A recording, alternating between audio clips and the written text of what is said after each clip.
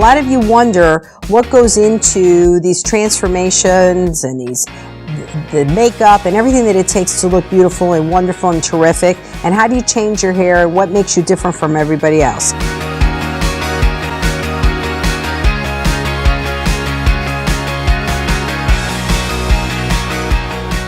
There's a lot to doing women's custom hair systems and extensions and weaves and wigs and everything that has something to do with hair.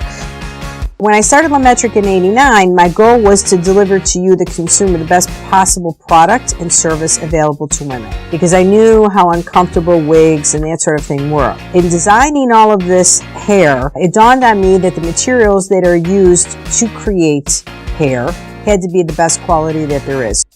Avram and I put this whole thing together. You'll see through the photographs that doing hair is not a one-person operation.